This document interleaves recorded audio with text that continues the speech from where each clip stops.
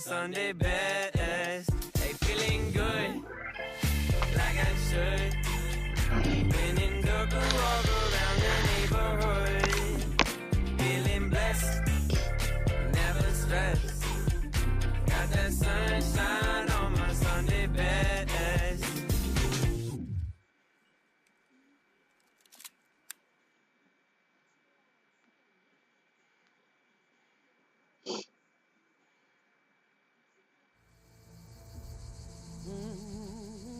In our gracious state of Georgia, our God-given land, the Lord has offered us domestic livestock.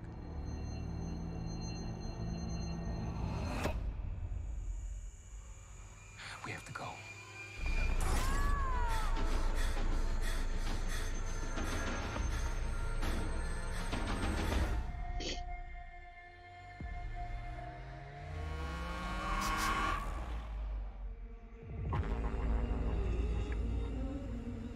You must have hit your head real hard.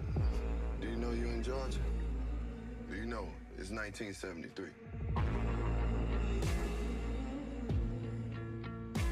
Well, I'm gonna need you to fill this out for me. I don't rap.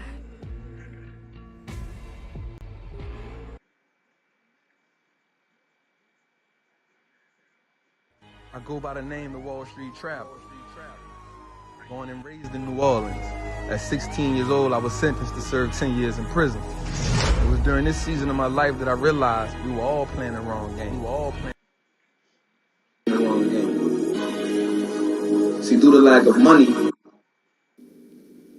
When you come in here on Mondays, I expect you to be all here. Now, what's that say? It says Sunday.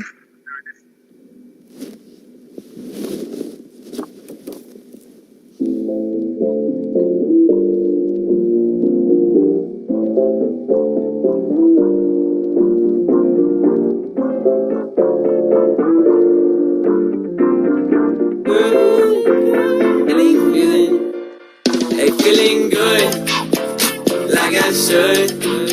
When in dark, walk around the neighborhood. Feeling blessed, never stressed. Got that sunshine on my Sunday best. Yeah. Hey, every day can be a better day despite the challenge. All you gotta do is leave it better than you found it. It's gonna get difficult to stand, but hold your balance. I just say whatever, cause there is no way you're around it. Cause everyone falls down sometimes, but you just gotta know it'll all be fine. It's okay. It's okay. It's okay. Hey, feeling good, like I should. When in dark, walk around the neighborhood. Feeling blessed, never stressed. Got that sunshine on my Sunday best. Hey, some days you wake up and nothing works, you feel surrounded. Gotta give your feet some gravity to get you grounded. Keep good things inside your ears just like the waves and sound it. And just say whatever, cause there is no way you're grounded. Everyone falls down sometimes, but you just gotta know it'll all be fine. It's okay. It's okay. It's okay. Hey, feeling good, like I should. When in dark, walk around the neighborhood. Feeling blessed, never stressed. Got that sunshine on my Sunday best. Hey, feeling good, like I should. When in dark, walk around the neighborhood. Feeling blessed, never stressed. Got that sunshine on my Sunday best.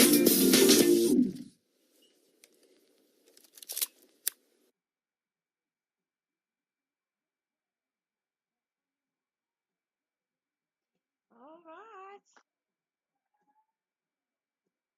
6:51. I'm trying to get started. Let me. right. Beautiful rising, beautiful rising. I said beautiful rising. Yes, I did.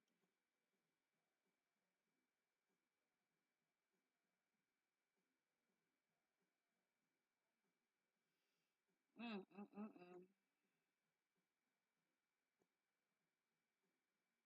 Well, we about to get started, yeah. It should take no longer than an hour. 6:52. We should be done around by 8 o'clock. Yeah, by 8 o'clock. Go ahead and get started. Like I said, y'all, this is for the purpose of me being consistent and me sharing information and me working on my speech as well. So let's begin. Chapter 17, Contemplating Death. Wow, Contemplating Death. It is truly a great cosmic paradox that one of the best teachers in all of our life turns out to be death. No person or situation could ever teach you as much as death has to teach you. While someone, oh shoot, right,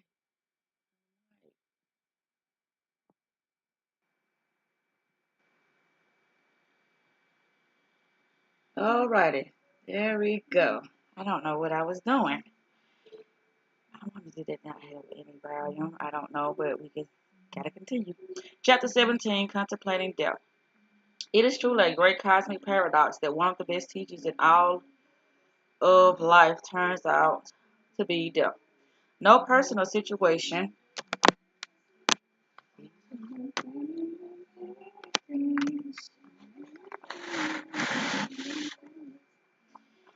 It is truly a hold up.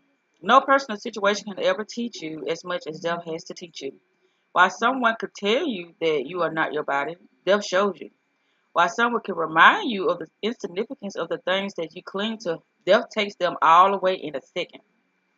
While people can teach you that men and women of all race are equal and that there is no difference between the rich and the poor, death instantly makes us all the same.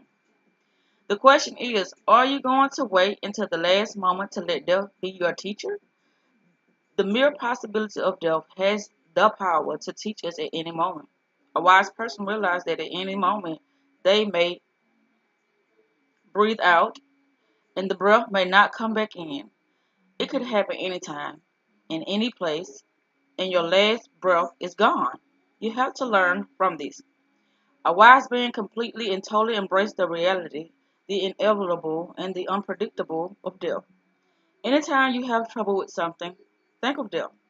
Let's say you're the jealous type, and you can't stand anyone being close to your mate. Think about what would happen when you're no longer here.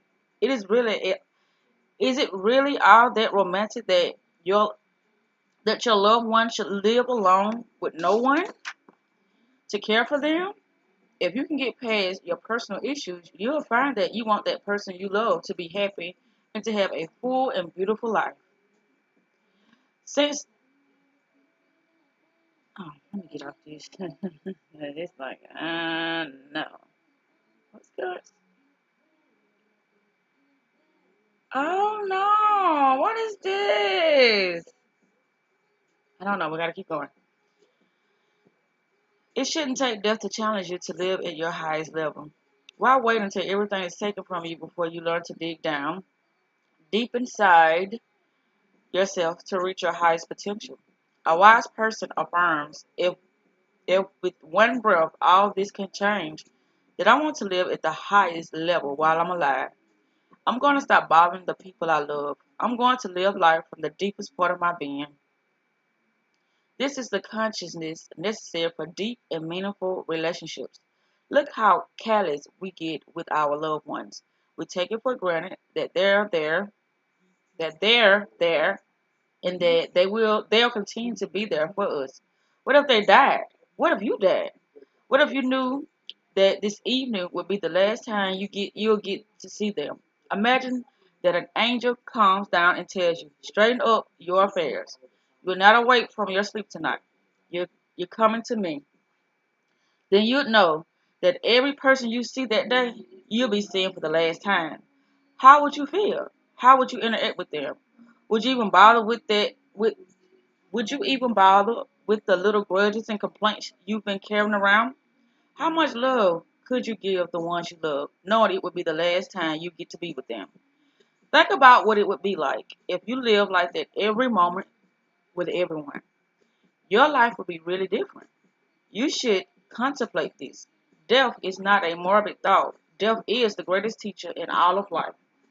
Take a moment to look at the things you think you need. Look at how much time and energy you put into various activities. Imagine if you knew you were going to die within a week or a month. How would that change things? How would your priorities change? How would your thoughts change? Think honestly about what would you do with your last week. What a wonderful thought to contemplate.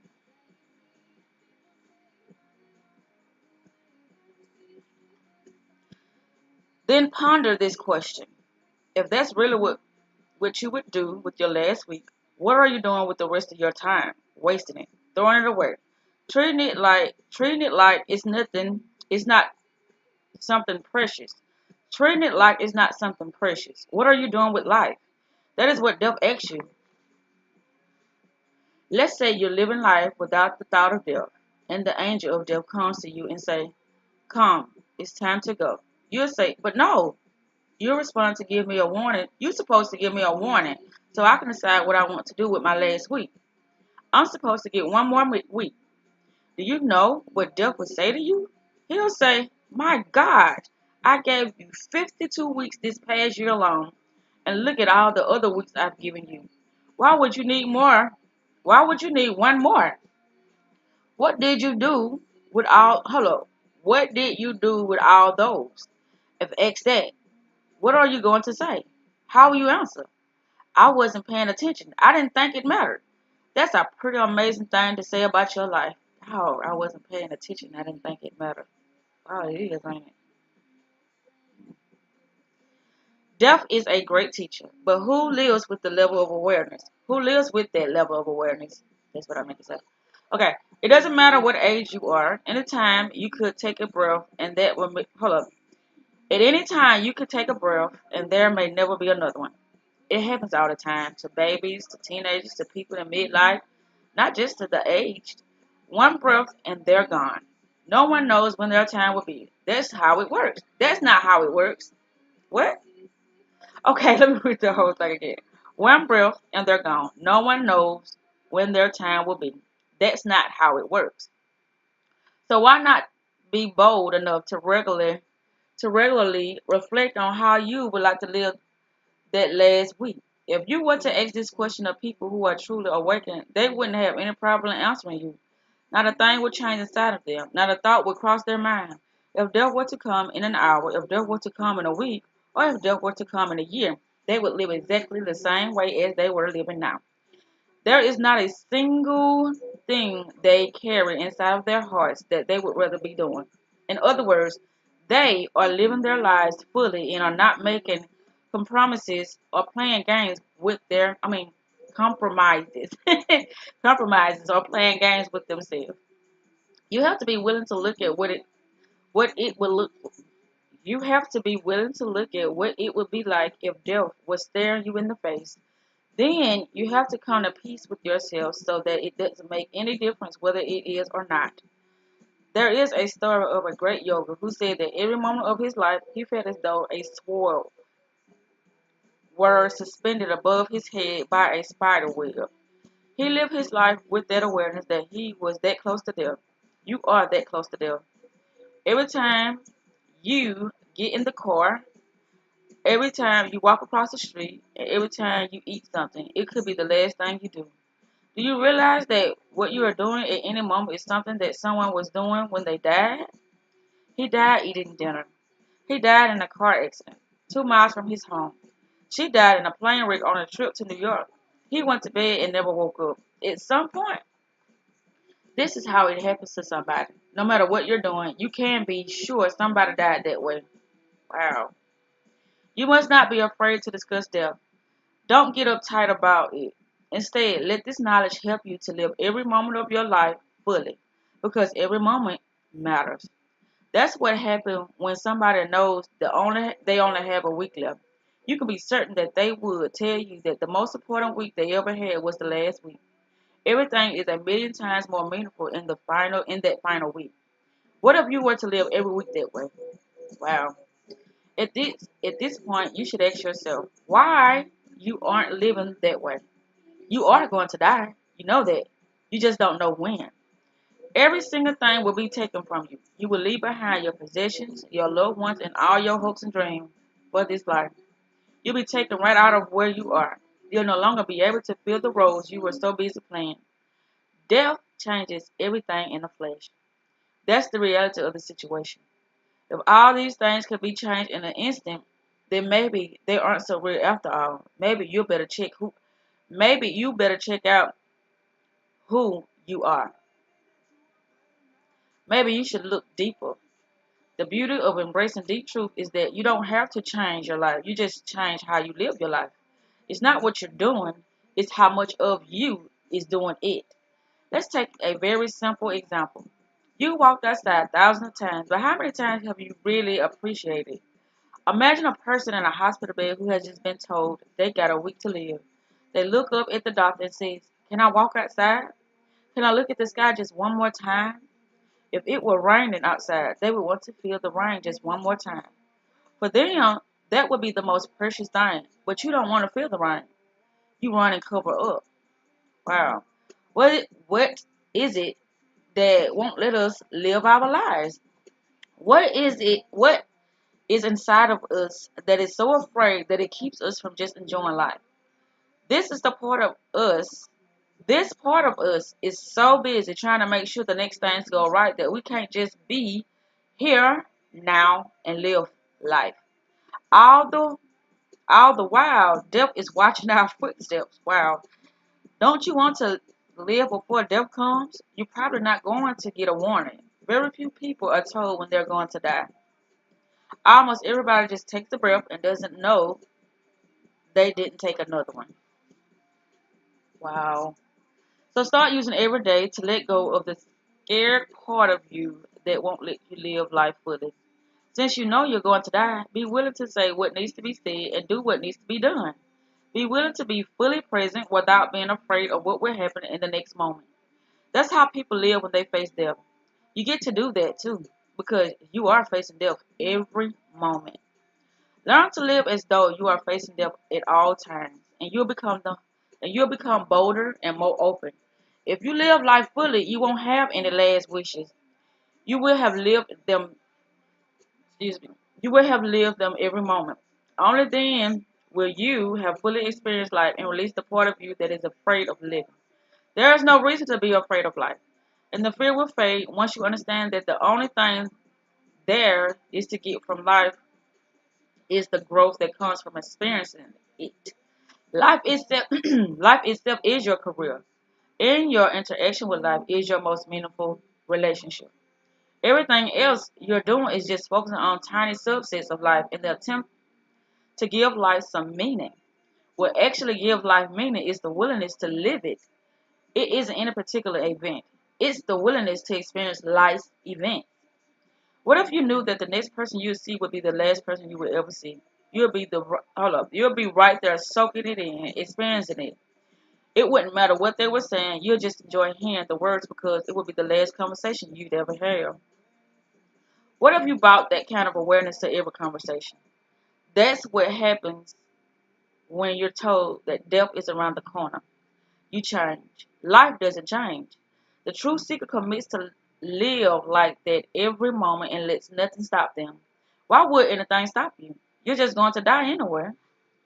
If you challenge yourself to live as though it were your last week, your mind may come up with all kinds of suppressed desires. It may start talking about all the things that you always want to do, and you may think that you had better hold up, and you may think you had better go do them. And you may think you had better go do them. You will soon see that's not the answer. You have to understand that it is not your attempt to get special experience from life that makes you miss the actual experience of life.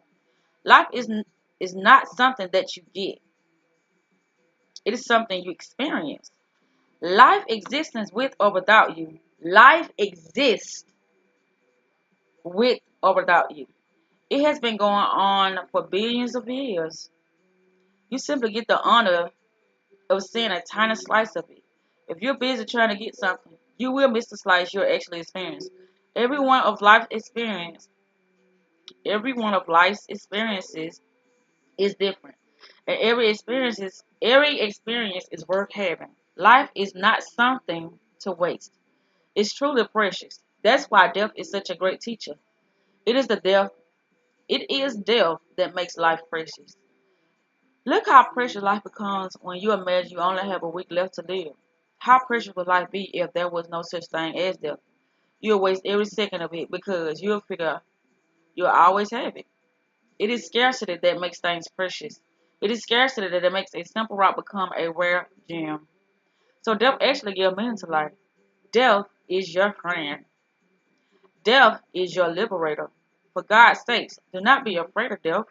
Try to learn what it is saying to you. The highest way to learn is to take each moment of your life and realize that what matters is to live it fully. If you live each moment completely, you will have a fuller life and you will not have to fear death. Your, you fear death because you crave life. You fear death because you think there's something to get that you haven't experienced yet. Many people fear that death will take something away from them. The wise person realizes that death is constantly giving them something. Death is giving meaning to your life. You are the one who throws your life away. You waste every second of it. You get in your car, drive from here to there, and you don't see anything. You're not even here. You're busy thinking about what you're going to do next. You are a month ahead of yourself, or even a year. You're not living life.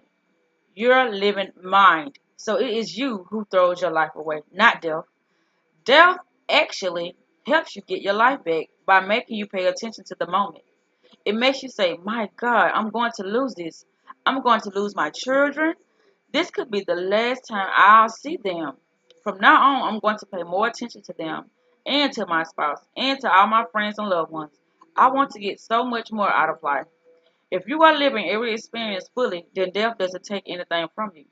There's nothing to take because you're already fulfilled. That's why the wise being is always ready to die. It doesn't make any difference when death comes because their experience is already whole and complete. Suppose you love music more than anything else. You always wanted to hear your favorite classical composition played by your favorite orchestra. That was the dream of your life. Finally it happens. You're there and you're actually hearing it. It completely fills you. The very first note lift you to where you needed to go. This shows you that it only takes a moment to become absorbed in a transcendental peace. You really don't need more time before death. What you need is more depth of experience during the time you're given. That's the way to live each moment of your life. You let it fill you completely. You let it touch you to the deep of your being, to the depths of your being. There is no moment that can do that. Even if something terrible happens, view it as just another experience of life. Death, death has made you a great promise in which you can find deep peace. The promise is that all things are temporal. They are just all passing through time and space. If you have patience, this too will pass. The wise realize that in the end, life belongs to death. Death is the one who comes in his own time to take life from you.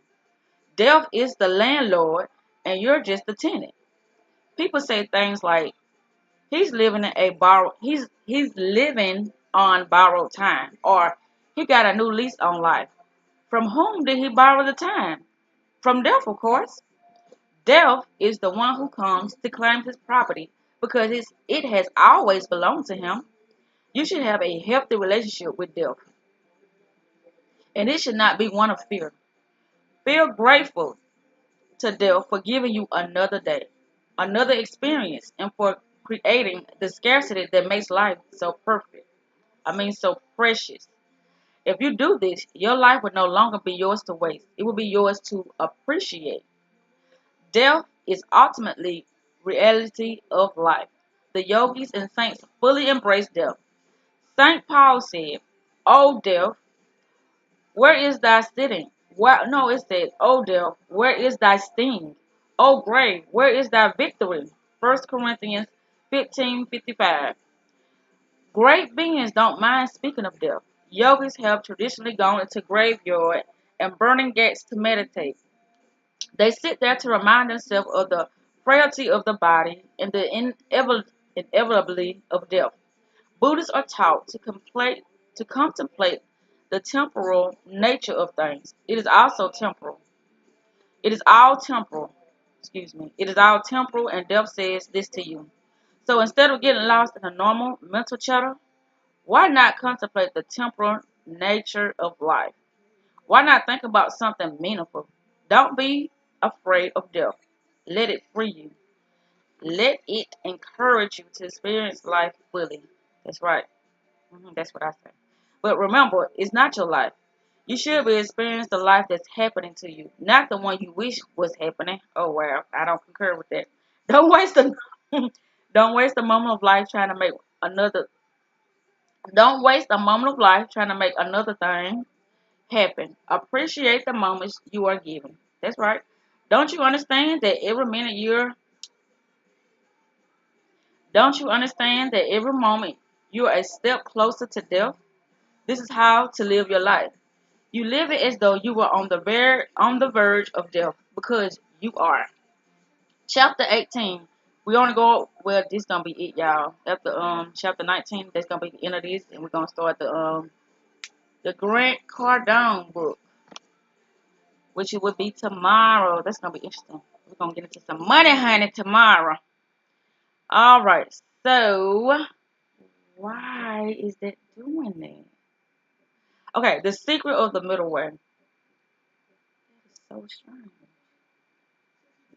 Okay, no discussions of life living. No discussions of living life as a spiritual path is complete without addressing one of the deepest of all the spiritual teachings, the Tao Te Ching.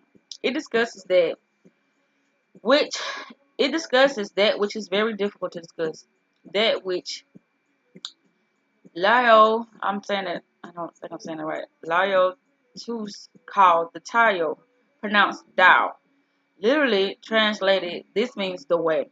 The Tao is so subtle that one can only talk around its edges, but never actually touch it. And that treatise, the very basis for the principles of all of life, is laid down. It is a treatise on the balance of the yin and the yang, the feminine and the masculine, the dark and the light. You could easily read on the Tao Te Ching and never understand a single word, or you could read it and tears could pour from your eyes with every word you read. The question is, do you bring to it the knowledge, the understanding, and the basis for comprehending what it is attempting to express? Unfortunately, spiritual teachings often mask the essence of truth with mystical words, but this balance, this Tao is actually very simple. Those who have truly learned the secret of life recognize this truth without having read anything. If you want to understand the Tao, you must make you must take it very slow and keep it very simple. Otherwise, you may miss it. It is right in front of you. It is best to approach the Tao through some very simple, almost rhetorical questions. For example, is it good for a person to eat sometimes? Yes, obviously it is. Is it good for a person to eat all the time? No, of course not. Somewhere in between, you pass over the Tao. It is good to fast periodically. Yes, it is good to never eat. No, the pendulum the the pendulum can swing all the way from gorging yourself to death to starving yourself to death. There are two extremes of the pendulum, the yin and the yang, expansion and contraction, non-doing and doing. Everything has two extremes. Everything has gradation of this pendulum swing. If you go to the extreme, you cannot survive. That's how the extreme are. For example, do you like hot weather? How about 6,000 Fahrenheit? You'll be instantly vaporized. Do you like cold weather? How about absolutely zero? The molecules in your body would never move again. Let's use another example that is a little less extreme. Do you like being close to another person? How about being so close that you're never apart? You eat every meal together, you go everywhere together, and you do everything together. When you talk on the phone, you always use a speakerphone so that both of you can partake in every conversation. You want to be so close that you're the same person. How long do you think that could last? That's one extreme in human relationship. The other extreme is that you want your own space. You do your own thing. You're independent.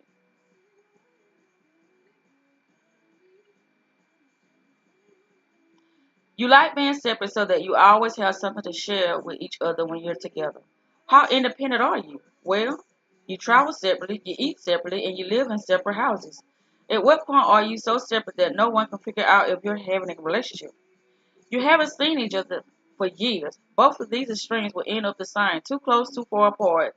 In either case, you won't be talking to each other before long. Everything has its extremes, its yin and its yang. Now let's get a little subtler. 6,000 degrees temperature doesn't sound so good. And absolute zero doesn't sound so interesting either. Neither does starving to death, nor eating until you get sick. But the part about being so close to somebody that you're always together may sound pretty nice. You might, you may at least like to give it a shot. If so, it's because your pendulum has been swung in the opposite direction for too long. You had too much time alone, too many dinners alone, too many movies alone, and too much traveling alone. In other words, your pendulum has swung off center. From science, we know that if you pull a pendulum 30 degrees to the right, it will swing back until it's 30 degrees to the left. You don't need low t- low task to tell you this. All the laws are the same. Inner laws and outer laws. The same principles drives everything in the world, in this world. If you pull a pendulum out one way, it will swing back just that far the other way. If you've been starving for days and somebody puts food in front of you, you won't be polite while you're eating. You will shove the food into your mouth like an animal. The degrees to which you will act like an animal is the exact degrees to which you were starved enough to bring up your animal instincts. So where is the tile? The tile is in the middle. It's the place where there is no energy pushing in either direction. The pendulum has been permitted to come to balance concerning food, relationship, sex, money, doing, not doing, and everything else. Everything has its yin and yang. The way is the place in which these forces balance quietly. And indeed, unless you go out of the way, they will tend to stay in peaceful harmony. If you want to understand the Tao, you must take a closer look at what lies between the two extremes. This is because neither extreme can last. How long can a pendulum stay at one of its outermost position? It can only remain there for a moment. How long can a pendulum stay at rest? It can remain there forever because there are no force moving it out of balance. This is the toe. It is the center, but that does not mean that it stays static and fixed. We're about to see that it's much more dynamic than that. First, you have to realize that since everything has its yin and yang, everything has its own balance point. It is the harmony of all these balance points woven together that forms the toe.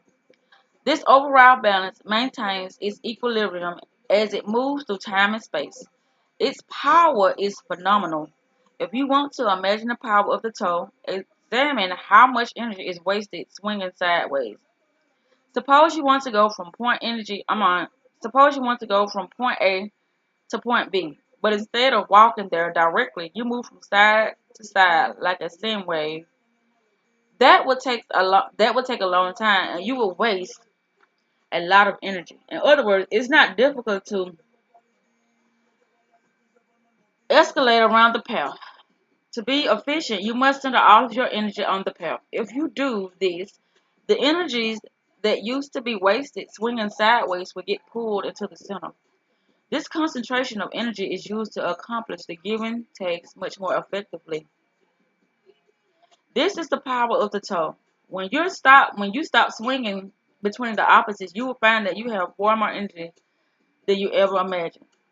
That that which takes somebody else's hour will take you minutes. Wow, right, I get it.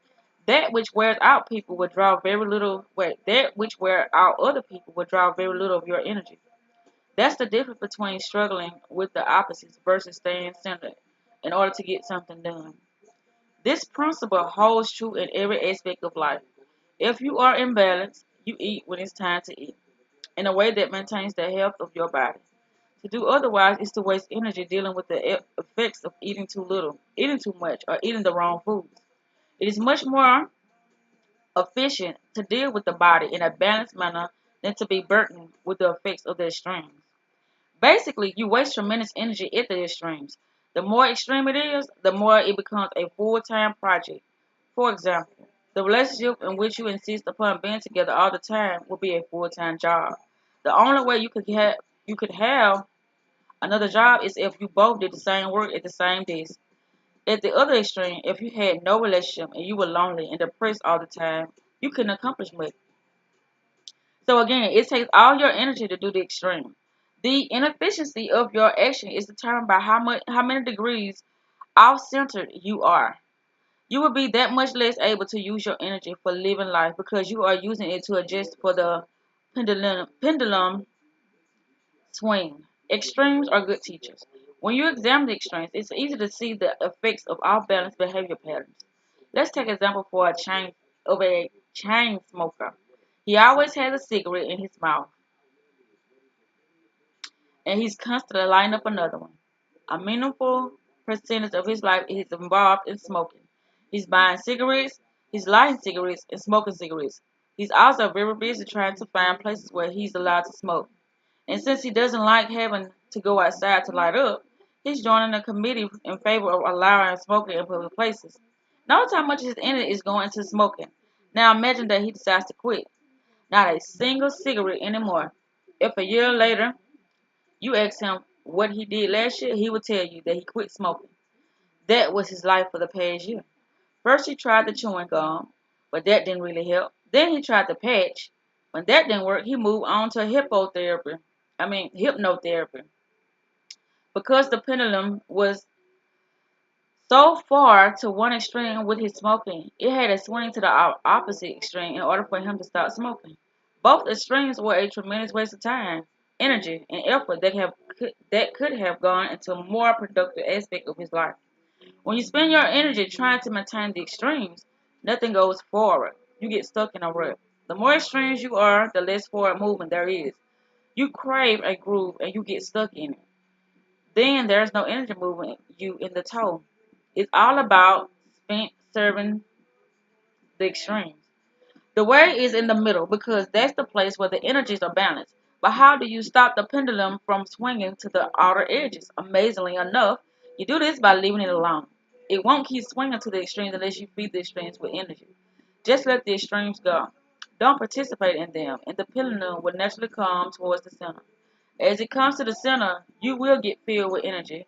This is because all the energy that has been wasted is now available to you. If you choose to center and not participate in the extremes, you will come to know the Tao. You don't get to grab it. You don't even touch it. It's just what the energy does when it's not being used to swing toward the extremes.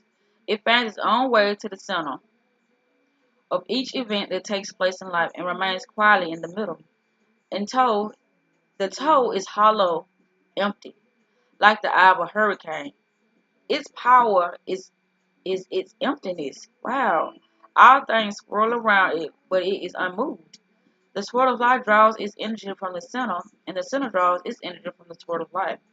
All these laws are the same in weather and nature and every aspect of your life. As you center by not participating in the swing, the energies will naturally find the balance.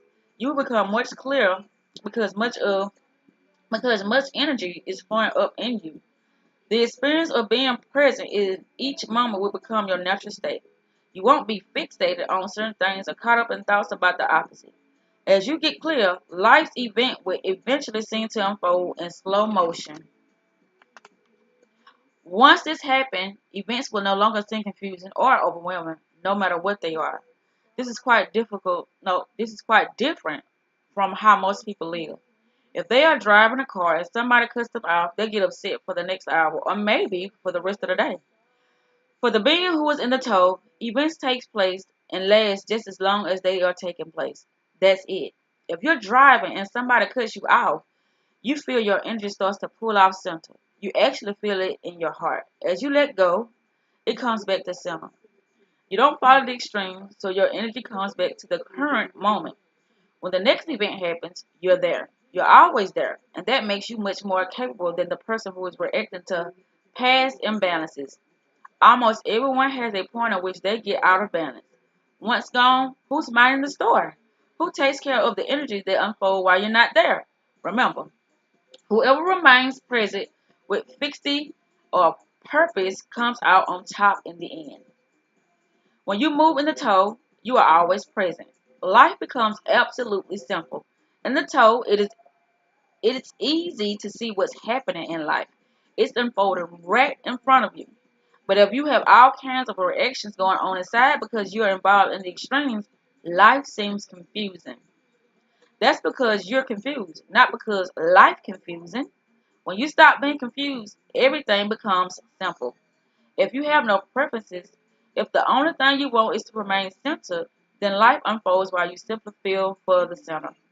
There is an invisible thread that passes through everything. All things move quickly through the center balance. This is the toe. It is really there.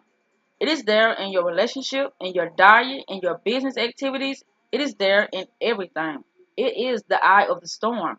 It is completely at peace. To give you an idea of what it feels like to be in the center, let's use the example of sailing. We're going to we'll begin by going sailing when there's no wind. That's one extreme. And we're not going anywhere. Now let's go sailing when there's tremendous wind, but there's no sail. That is the opposite extreme. And again, we're not going anywhere. Sailing is such a good example because there are many forces interacting together. Sailing, sail. There's the wind, the sail, the rudder, and the tension of the ropes on the sail. There is a tremendous interplay of forces. What happens if the wind is blowing and you hold the sail too loosely? It doesn't work. What if you hold it too tightly? You will tip over. To sail properly, you must hold it just right. But what is just right? It is in the center point of the tightness, the tautness, no, the tautness of the sail against the force of the wind. Not too much and not too little. It is what we call the sweet spot. Imagine that feeling when the wind hits the sail just right and you're holding the rope tight and you're holding the ropes just right. You take off with a perfect feeling of balance. Then the wind shifts and you just adjust to it. You, the wind, the sail, and the water are one. All forces are in harmony. Should one force shift, the other shifts at the same instant. This is what it means to move in the way.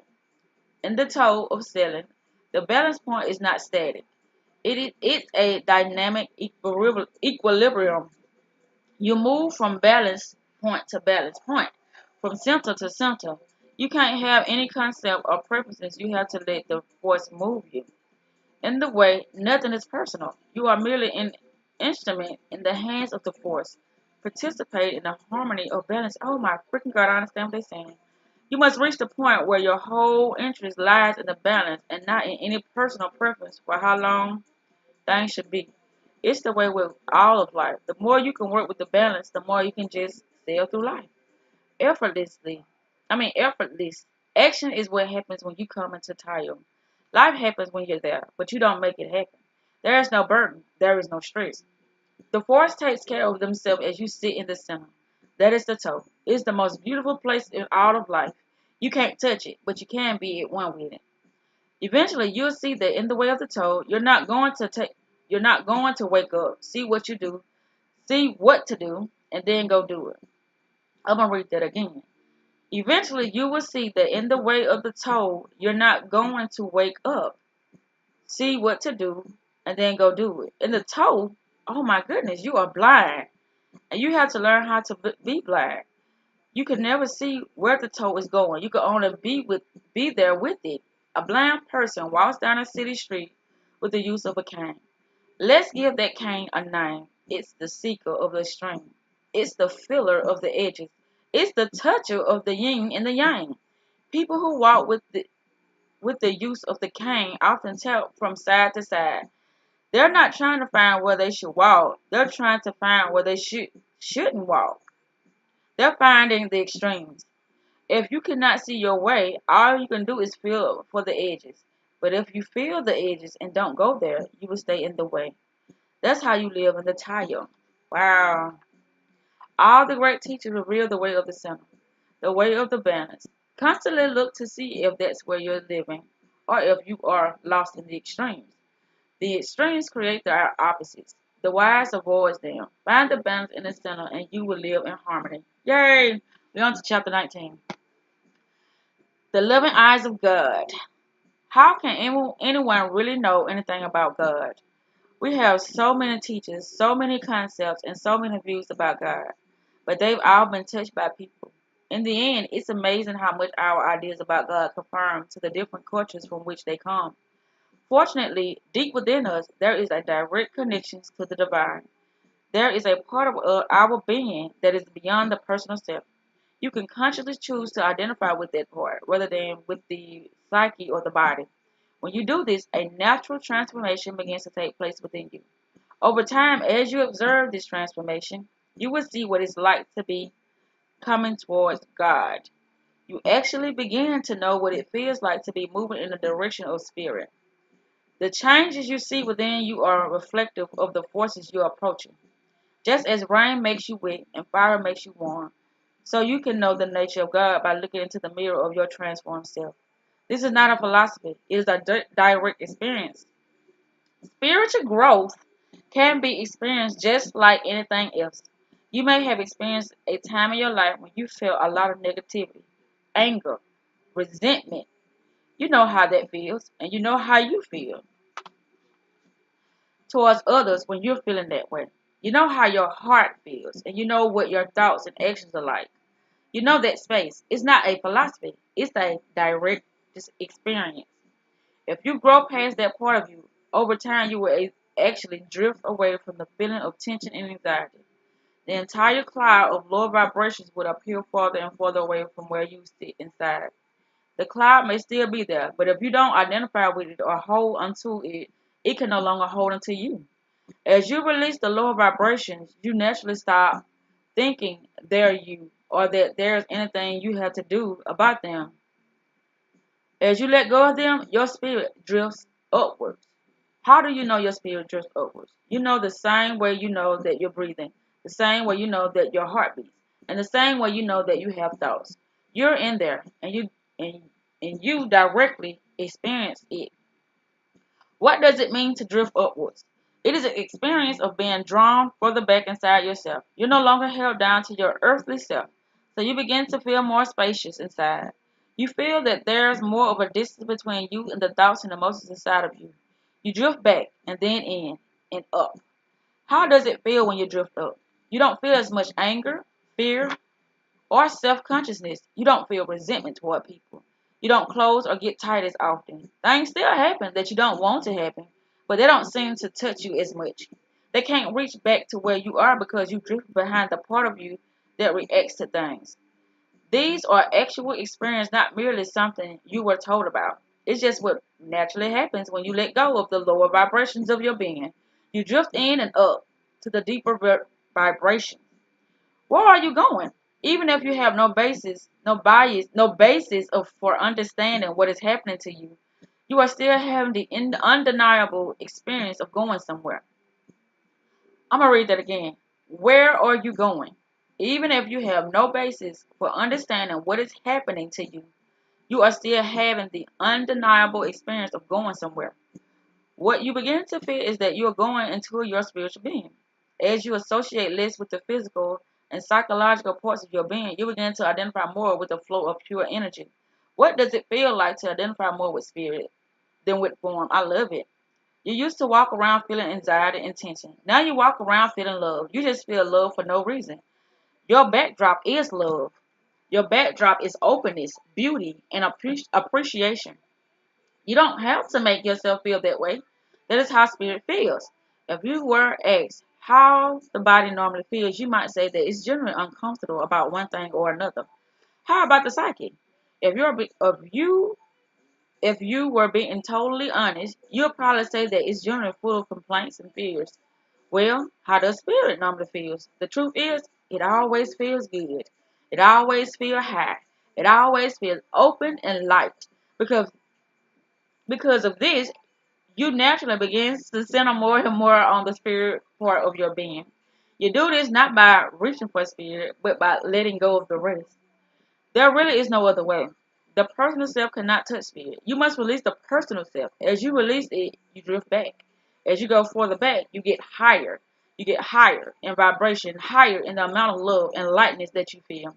You just begin to soar. This happens in an ever-increasing continuous progression. As you let go and willingly release the physical, emotional, and mental aspects of your being, spirit becomes your state. You don't claim to understand what is happening to you. You just know that as you go further and further back, it gets more and more beautiful. You naturally begin to experience the vibrations that were described by the great saints and sages of different traditions. You realize that you too can have deep spiritual experience and be in the spirit on the Lord's day. But ultimately, how do you really know anything about God? How can you ever know about what is beyond you? You know because those who gone beyond have come back and said that the spirit you experience is the doorway to God. When they let go of the lower aspect of their being, they experienced just what you experienced. They felt tremendous love, spirit, and light waking up inside of them. They felt that nothing can come in through their sense that was higher than what was already going on inside. They drifted farther and farther back and got higher and higher. Then one day, all of a sudden, they were there. There was no sense of I anymore. There was no sense of separateness, experience the love and light. There was only the ultimate expansion of their self-merging of their senses, of their, okay, let me read that again. There was only the ultimate expansiveness of their sense of self merging into the love and light, like a single drop of water merging into the ocean. When the drop of consciousness that knew itself as an individual drifts back far enough, it becomes like the drop that falls into the ocean. The Atman soul falls into the Paramatman supreme soul. The individual consciousness falls into the universal oneness, and that's it. When that happens, people say interesting things like, I and my Father are one. And the words that I speak unto you, I speak not for myself, but the Father that dwells in me. He doeth the works. They all spoke like that. They said they had merged and that there was no differentiation within the universal oneness of God. The drop of consciousness, which is the universal spirit, is like a ray of light emanating from the sun. The individual ray is really no different from the sun. When consciousness stops identifying itself as the ray, it comes to know itself as the sun. Beings have merged into that state.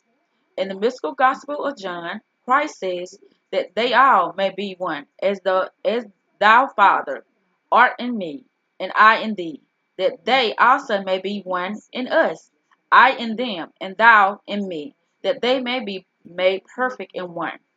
So it was taught in the Hindu Vendis. So it was taught in the Jewish Kabbalah. So it was written by the great Sufi mystic poets. And so it was taught in all of the great religious traditions of all time. Such a state exists. One can merge into the universal absolute. One can merge into God. This is how you know something about God. You become one with Him. Ultimately, the only way to know about God is by letting your being merge into the being and then seeing what happens to you. This is universal consciousness, and the qualities of the beings who have attained this deep state are similar in every religion. What happens to one who walks this path towards God? What transformation do they go through along the way? To understand this, imagine what would happen To understand this, imagine what would happen if you started feeling tremendous love for all creatures, for every plant, for every animal, and for all the beauty of nature. Imagine if every child like your own, imagine if every child seemed like your own, and every person you saw looked like a beautiful flower with its own colors, its own expressions, shape, and sound. As you went deeper and deeper, you would start to notice a phenomenal thing. You are no longer judging. The process of judging has simply stopped. There is just a, there's just appreciating and honoring. Where there used to be judging, there is now respecting, loving, and cherishing. To differentiate is to judge. To see, to experience, and to honor is to participate in life instead of standing back and judging it. When you walk through a beautiful botanical garden, you feel open and light. You feel love. You see beauty. You don't judge the shape and placement of every leaf. The leaves are all sizes and shapes, and they face every which way. That's what makes them beautiful. What if you felt that way about people? What if they didn't have? What if they didn't all have to dress the same, believe the same, or behave the same? What if they were like the flowers, and however they happen to be, seem beautiful to you? If that happened and you got a glimpse of God, that's the best way to know God. Watch what happens to you as you get closer to Him. It's really the only way you can know anything about God. If you try to read about God in a book, you'll find 5 other books that says the opposite. Better yet, you'll find 5 interpretations of the same book. Somebody writes something and somebody else gets a PhD proving it wrong. If you move your search for God down the mental level, somebody will dispute it. It's all a part of the. It's all a part. It's all part of the mind game. You can't know God that way. It must come from actual experiences. That's what happens when that's what happens to you when you meditate. That's what happened when you let go of your lower self. You drift into space. As you drift into spirit, these transformations take place within you. I always say that you drift into spirit. I'll read that again. You drift into spirit, and as you drift into spirit, these transformations take place within you. All you have to do is notice them. All you will start to notice And you will start to notice the tendencies towards the qualities of the divine.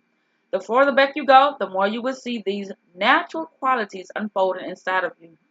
Each step along the way, you get a clearer glimpse of what it must be like to sit in the divine state. They are those who know of the existence of the divine force. They've had enough direct inner experience to know that divine consciousness is a reality. They have seen glimpses of a force that is omnipresent, omniscient, and omnipotent. A force that is aware of all things at all times equally. It is universally conscious. What does creation look like from the divine state? What have they seen? Those who have gone beyond and looked through the eyes of God. They see that there is no judging. Judging faded away long ago. There's just more beauty to see. Such a being feels, now I can see all of the flowers at once. Now I can experience what each of my children and all of my diversity is doing. Now I can feel more love, more compassion, and more understanding, and more admiration for all the different expressions and actions of my creation. This is what it looks like to a saint.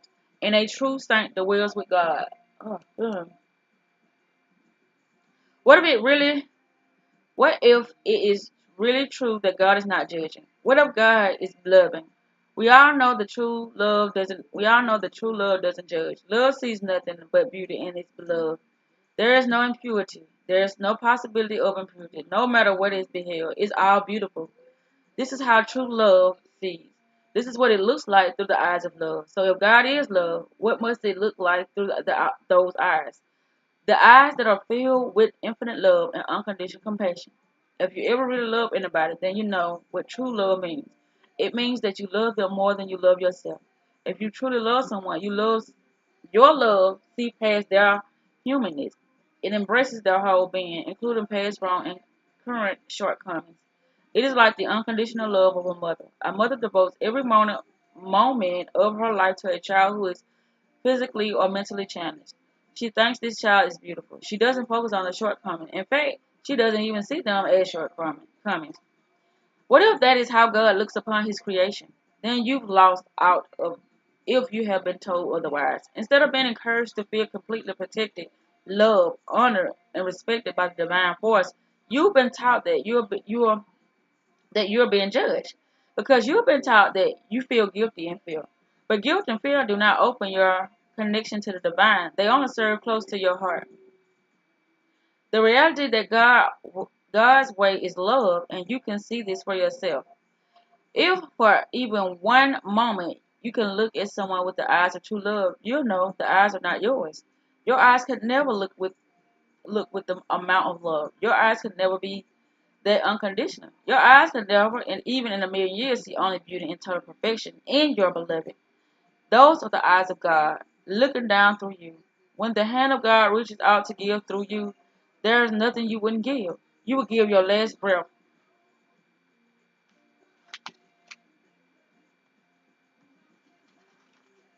You would give your last breath and never even think about it. It wouldn't even cross your mind to hold back. You would give anything and everything for your beloved. When you feel love this deep, when you feel love this deeply, you feel that it is coming from something greater than you. It is transcendental love. It is divine, unconditional, selfless love. The Master spoke of that love. The ones who went beyond said it's the state you attain when you drift into spirit. That is how spirit looks upon its creation. That is what you should be taught. No matter what you do, no matter what you've done, you will always be loved by him.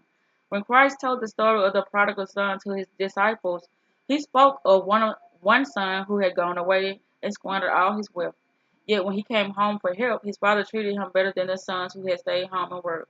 Christ explained that this was because one son had always been home, but the prodigal son had been lost, and the father had missed him. There was no judging, only loving. Christ also said, "He that is without sin among you, let him first cast a stone." What did he teach? What did he say? How did he look upon this world? He taught completely selfless, compassionate love. He hung on the cross next to the thieves and robbers, and when a thief asked to be remembered, Christ said that he would share the day in heaven with him. What were his first words upon the cross? "Father, forgive them, for they know not what they do." This is the love of mother. That's how a mother talks about her child. The level of love and compassion is so deep that the child can do no wrong. If a mother can attain to selfless love, then what about God, the creation of love? Do you want to see how God looks upon this world? Do you want to know how he feels about different kinds of people? Then look at the sun.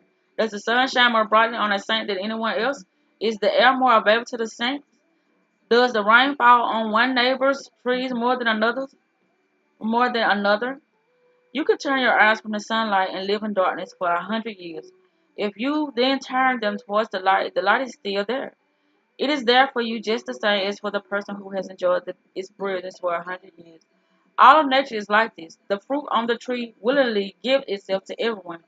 Do any other forces of nature differentiate? Does anything in God's creations other than the human mind actually pass judgment? Nature just gives and gives to whoever will receive.